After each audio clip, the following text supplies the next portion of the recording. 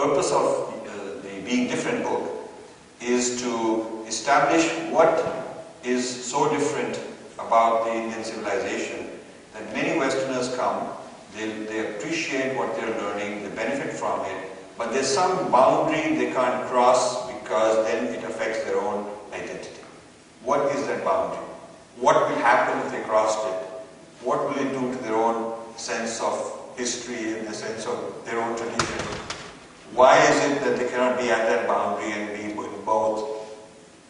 There seems to be a tension, mutual tension, and a decision has to be made whether the person wants to be on this side or the person wants to be on that side.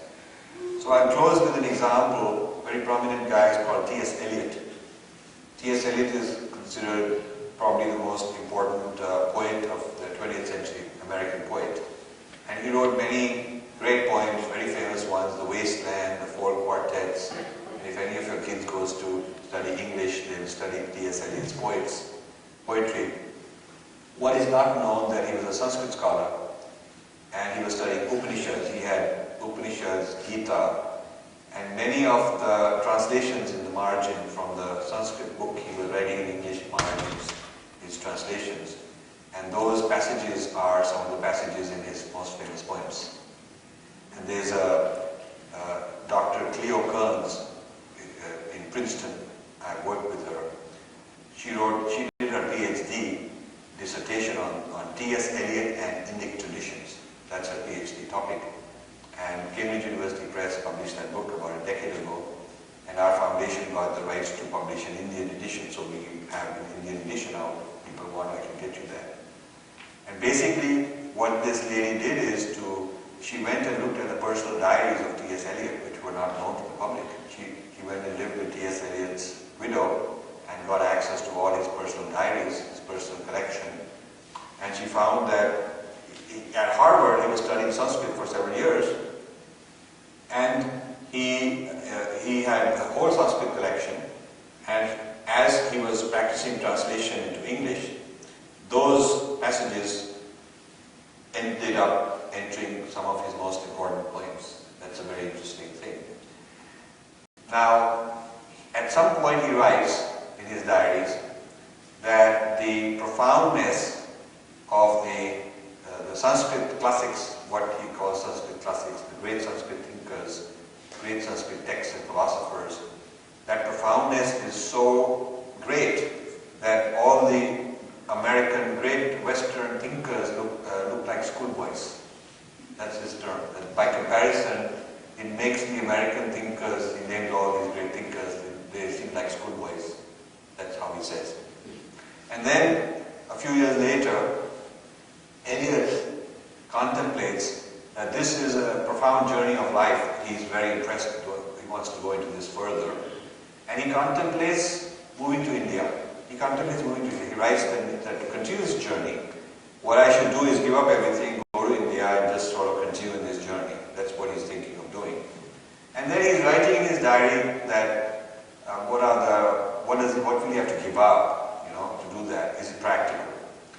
And he writes at one point, very candidly, he says that to go any further into this philosophy, I will have to let go. I will have to let go of my identity as an Englishman. I will no longer be able to hang on to my sense of identity as an Englishman, as an American. And so, am I willing to do that? That's what he asks. And then he concludes that he's not willing to give up his friends and family and be alienated and go all the way into this. And so he decides he will not go to India, and he will not pursue this going into deeper and deeper layers of Indian philosophy. Now, he's stuck in the middle, because this is the middle point where he's sufficiently kind of tainted with Sanskrit, if you will. Yeah? He's sufficiently contaminated with this Indian thought. He's no longer this pure, like he originally was a Westerner. He's had enough of this experience brought into his life. And yet he's not gone over the bridge, gone over the water and become totally Indianized either. He's sort of neither here nor there. So he decides to get rebaptized as a Christian. A very public ceremony. Now, baptizing is usually done for a child. You don't see too many people who are in their 40s getting baptized. But it is done sometimes.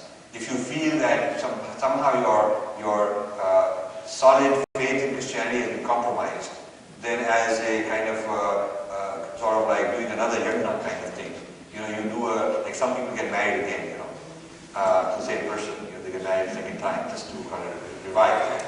So he has a very, in Harvard, he has a very public, and it's not just rebaptized at a later age, but in public. So with all the people watching, he's getting rebaptized in public ceremony. And then he writes that now that I'm very clear who I am, this mishmash, wishy-washy mixture, they are very clear. I'm now Christian, brought back to Christianity. Now I can continue studying Sanskrit as something about them. Now it's not confusing as to is it mine, is it them, am I studying about myself when I'm studying it, or am I just out of curiosity studying about some other people? So it's a very interesting, what I call a U-turn. He returns back to himself, and there is a certain rejection, not a rejection in the sense of denigrating or debunking the Sanskrit tradition, but limiting how far it will influence him, how far he's willing to go and not go any further. So that's the sort of discovery one makes if one keeps looking for what are the differences. And when people come from one side or when people come from the other side of this boundary, how far are they willing to go and why aren't they willing to cross over and go to the other side beyond a certain point. So this methodology that I've just described to you is what led me to many kinds of differences which I had to test with outsiders from other traditions and insiders from our own traditions, and then go back to the drawing board and come up with something better. And I kept repeating this book, rewriting this book maybe 10 times. Written this book about 10 times. And every time I've given it to scholars of both traditions. And rewritten after their feedback comes in. So the book that you now have is a product of this sort of journey.